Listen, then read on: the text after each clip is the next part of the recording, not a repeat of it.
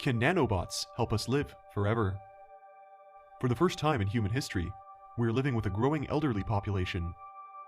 And compared to the technology that could await us in the next 100 years, we haven't even seen the half of it. After all, we talk about our 80-year life expectancy as if people born today will only live to the 22nd century, while ignoring any aging breakthroughs that could happen within their lifetimes. The biotech revolution of the past decade is leading the charge, with bioengineers turning life into a programmable medium, and biologists manipulating our genes and cells.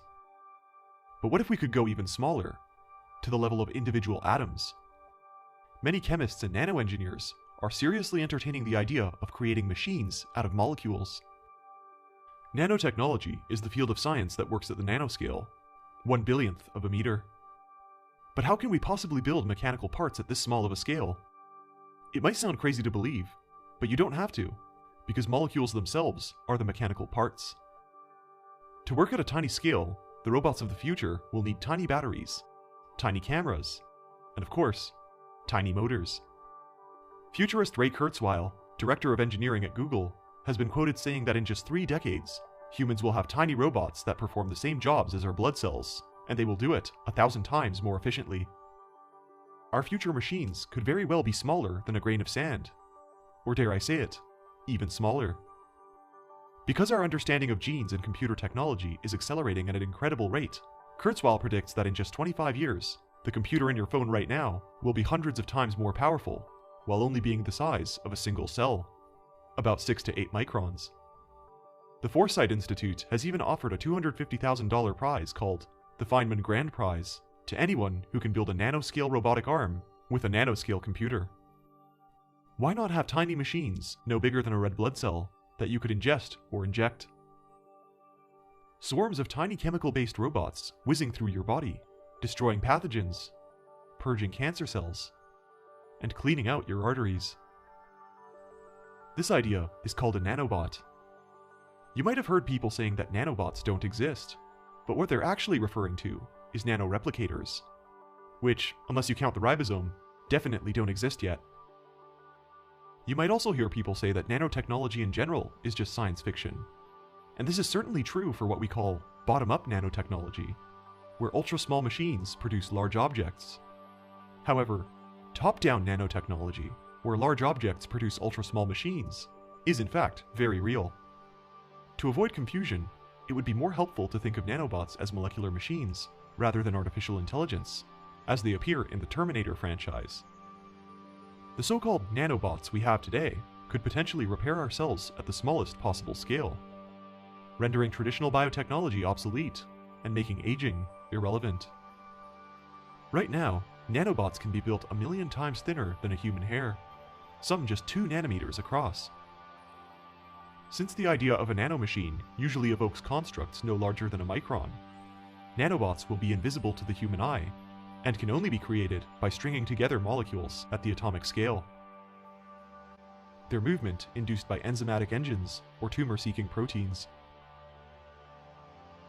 So, how is all this actually useful in life extension? Well, for example, when these chemical machines attach themselves to, say, individual cancer cells, then a laser beam can be fired through the skin to heat up the nanobots and create a chain reaction that destroys every tumor in the body. These little machines could be extrapolated to repairing things all the way down at the molecular level.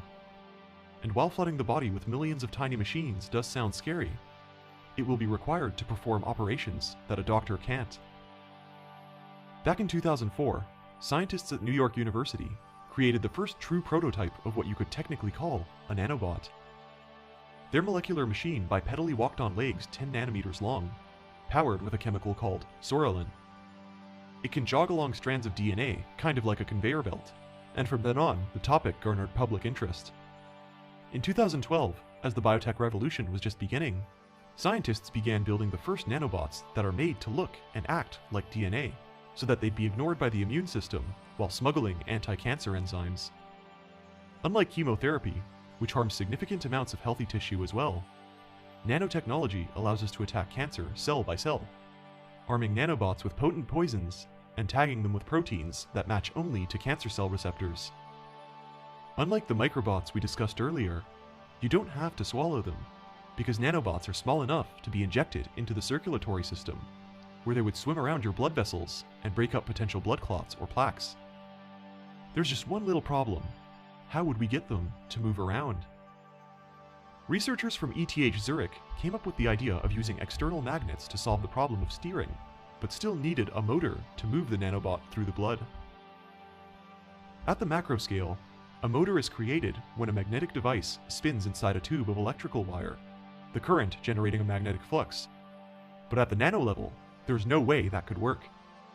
You can't just solder a wire into molecular complexes that run electricity. Instead, you need to take advantage of what's called van der Waals interaction to spin the rotor with atomic forces. To do this, engineers in China and Australia created a double-walled carbon nanotube motor by rolling 2 graphene sheets into tiny tubes, one inside the other, messing with the length of the outer tube to change the speed. Unfortunately, temperature seems to be a big obstacle in getting a nanomotor to work. But researchers from Singapore created a new kind of nanomotor using a tiny laser to expand elastic graphene into a piston for pumping chlorine and fluorine gas, almost as it would in an internal combustion engine. In another study, researchers at the University of Munich even produced a frictionless nanopropeller out of a single hexagonal molecule containing a silver nanoparticle rotating inside it. Normal macro motors are very inefficient because of air friction, but nanoscale motors, like the motor proteins that direct our muscle movements, deal purely with chemical energy and are not subject to air friction. Granted, nanobots using all these devices would move pretty slowly, but researchers might just be able to supplement these motors with a high-speed, remote-controlled nanorocket complex.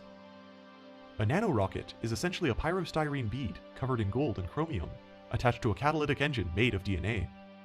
When it reacts with hydrogen peroxide, the engine can be propelled through bodily fluids on bubbles of oxygen. With these kinds of mechanisms, researchers have finally gotten serious about developing medical nanobots. Not the highly intelligent metal nanites from sci-fi, but simple, non-thinking chemical machines that can heal us in ways our natural biology never could. To differentiate them from over-exaggerated nanobots you see in movies, philosopher Anders Sandberg has instead suggested that we call them Technocytes, defined as any nanoscale artificial device in the bloodstream used for repairs, cancer protection, or as an artificial immune system. These Technocytes aren't as complex as an actual robot, and can be made very efficiently from stages of self-assembled particles. Technocytes also include the idea of respirocytes, where we could one day hope to develop millions of tiny nanites in the blood vessels that could release oxygen and take up the carbon dioxide more efficiently than hemoglobin. Respirocytes could let us breathe longer in hostile environments, like underwater or on Mars. These Technocytes could one day perform the entire functions of specific cells, making them obsolete. Perhaps we could even have nanoribosomes, allowing our body to make millions of new proteins that we couldn't previously. Nanolysosomes that break down the junk inside our cells and keep us healthy. Similarly, Ken Clemens gives us the idea of nanochondria, human-manufactured nanomachines that we implant inside living cells to produce energy more efficiently than our natural mitochondria. You can see where I'm going with this. The end goal of nanobots would be a kind of transhumanism, where every cell is replaced at the molecular level, until machines are all that remain. Of course, this is a long ways off, but the journey of 1,000 miles begins with a single nanometer. To achieve these feats of cellular bionics, new kinds of technocytes are leading the charge. Namely, nanosubmarines, the famous Voldemars, and of course, nanobees. First, we have nanosubmarines, Fantastic Voyage style. The idea of nanobots patrolling our bloodstream and looking for rogue cells was inspired by the body's own immune system, specifically, our white blood cells. In a recent study, researchers have developed a new kind of nanobot that could replace these white blood cells, and it works by propelling itself through our bloodstream with a nano-engine and self-destructing inside cancer cells. The researchers accomplished this by assembling a synthetic nanoscale vesicle, filling it with anti-cancer drugs, attaching it to a molecular motor, and tagging it with markers that guide it towards tumor cells. While drug delivery systems have been developed before, this new vesicle could be a more accurate and more efficient propelling device, since it's powered by a chemical nanomotor. The nanomotor uses hydrogen peroxide for fuel, degrading it to propel itself forward until it's eaten by the cancer cell. After the vesicle passes through the cell wall, a compound found only inside cancer cells called glutathione triggers the nanobot complex, prompting it to self-destruct and release a payload of chemotherapy molecules inside. Glutathione reacts with disulfide bonds of the nanomotor in such a way that it delivers the cancer drugs, kind of like a Trojan horse. However, since healthy cells have negligible levels of glutathione, mostly the cancer cells will get hurt, and damage to healthy cells will be minimized. But how can we improve the efficiency of such a device?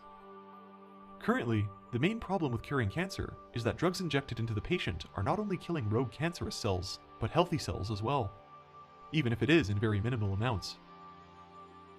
But what if we could program a tiny molecular machine to carry them only towards cancer cells and nothing else? DNA origami is a technique that allows scientists to use DNA molecules as programmable building blocks that assemble themselves into designed structures. By taking a single strand of DNA, scientists are able to manipulate the genetic code and program the DNA to self-assemble into predetermined shapes. Complex artificial molecules called foldimers are very much like molecular Lego pieces, with complex bumps and hollows defining precise patterns of interconnection. Today, researchers at Caltech, led by Dr. Ido Bachelet, have managed to transform these self-assembling structures into drug delivery machines that kill no healthy cells. In a recent study, they manufactured a box-like scaffolding, shaped like a hexagonal tube, with the intent of smuggling antibiotics and chemotherapy drugs. The cage was composed of two halves, connected by a latched hinge, as well as a controllable lid that swings open like a clam whenever it biochemically recognizes target cells. Think of it like a lock and key, where only cancerous cells have the specifically shaped protein keys that could open the nanobot. When the researchers released these foldimers into a mixture of healthy and cancerous blood cells, half of the cancer cells were destroyed in 3 days, with literally none of the healthy cells harmed. In another study, the scientists tagged these nanobots with fluorescent proteins, monitored them with tracking systems, and injected them into live cockroaches, where they recognized target cells with flawless precision. The best part is that after they've done their job, we can release specific enzymes into the patient that gradually degrade and dismantle the nanobots, releasing them in non-lethal doses until the remains can be excreted out of your kidneys. Unlike previous nanobots, foldimers are naturally biocompatible and biodegradable, being specifically designed to bypass the human immune system that would otherwise interfere with the medication. Bachelet demonstrated how we could attach molecular markers to these foldimers, corresponding to the proteins on only sick cells, so that no healthy cells will let them inside. Upon publishing these findings in the journal Nature Nanotechnology, researchers designed a 3-piece nanobot to create foldimers that move and even sort molecular cargo. Composed of a tail to move, an arm to carry the cargo, and a molecular trigger molecule that releases the cargo. They measured its ability to sort things using fluorescent yellow and fluorescent pink dye molecules, allowing them to visibly see how well the machine delivers cargo to a designated location, with about an 80% chance of accurately delivering it. Scientists from Arizona State University and China's National Center for Nanoscience and Technology expanded on this idea with foldimers that carry the blood clotting enzyme, thrombin. Using thrombin as their cargo, these nanobots would block the blood supply of tumors and suffocate cancer within 24 hours of treatment. A payload on each bot's surface called a DNA apatamer directed it towards nucleolin, which is only generated in large amounts on the surface of tumor endothelial cells, meaning that these foldimers can locate cancer cells inside mice and pigs without any help from the scientists. In a recent announcement, Dr. Bachelet disclosed that nanobots are no longer science fiction and are currently capable of identifying 12 different kinds of human cancer cells. His team has now moved on to human testing in an attempt to remove cancer from individual patients. Unfortunately, foldimers do have one simple weakness. Programmable DNA is somewhat expensive to synthesize right now, so is there a cheaper way to end the looming threat of cancer? Cardiologist Samuel Wickline at Washington University School of Medicine has invented a self-assembling nanoparticle that might just be able to do the job more cheaply. The machine is smaller than a virus, but travels in groups of billions. They're called nanobees, designed to travel through the bloodstream, find cancer cells, and inject them with bee venom, which is harmless on a large scale, but toxic to individual cells. The nanobee keeps its venom inside a sphere of carbon and fluorine atoms, about 300 nanometers in diameter, letting it safely carry the toxin through the body without harming a single healthy cell.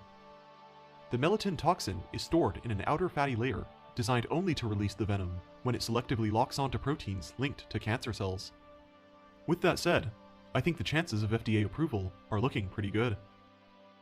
In the words of Dr. Wickline, just as a real bee, the nanobee can only sting once, so swarms of them will be required for any treatment. We can manufacture these swarms cheaply because they're calculated to self-assemble without complicated machinery or expensive DNA fragments. Just put the right material together in the right container at the right temperature, and they will make themselves. Overall, technocytes like nanobees, nanosubmarines, and foldimers are truly a paradigm-shifting way for specialists to approach medical problems. But what do all these strange machines mean for our daily lives in general? In addition to clearing out arteries and hunting down cancer cells, we could theoretically invent a nanobot for every ailment that plagues humanity. What about nanobots that are triggered by blood sugar levels to pick up and release insulin for diabetes patients? How about nanobots swallowed in a pill that instantly hunt down well-known viruses, a feat that our adaptive white blood cells take hours to do? What about blood clotting nanobots that hide inside your blood and instantly stop the bleeding seconds after a car accident or gunshot? How about respiratory nanobots injected into victims of drowning, where they would break down the excess carbon dioxide molecules and carry oxygen to the blood or tissues? I also probably wouldn't mind using them to go scuba diving for a few hours without needing a mask. Technocytes could mean the very difference between life and death, and in the future, we're not going to have routine doctor's visits like we do today, but rather install systems in our bodies that continuously monitor our biology, detect problems, and fix them without us even knowing. The customizability and specialization of these machines could promise humans virtual invincibility, not just from aging or senescence, but from every possible form of death altogether. To quote late Nobel Prize-winning physicist Richard Feynman, who was credited with starting the nanotechnology movement, it would be interesting in surgery if one could swallow the surgeon. Ray Kurzweil's prediction of technocytes granting us immortality by 2045 still seems far-fetched to most people. I agree that the time frame seems a little crazy, but when you take into account how much more efficiently we can do things at the nanoscale, there's no limit to the diseases we can treat. But it doesn't stop there, because nanotechnology won't just give us longer lives, but better lives. Lives that are richer and fuller. If it's super strength you want, then it's more a matter of creating nanomachines with light-activated sliding sheets that create synthetic muscle. If it's morphological freedom you want, then we could have nanobots that rewrite the individual bases of our DNA. If you want to sleep for 1,000 years, nanobots could potentially carry tiny doses of cryoprotectants, like DMSO, to prepare our tissues for cryonic freeze preservation. And when being thawed out, deliver nanomagnets that gradually heat up our tissues cell by cell. Once we've replaced most of the cells in the human body with artificial cells, maybe we could also replace our neurons with nanobots as well. In the transhumanist perspective, nanobots are also seen as the sole escape route from our tragic meat machines, because they could locate each and every one of our brain cells, and potentially send back data from them to an external computer.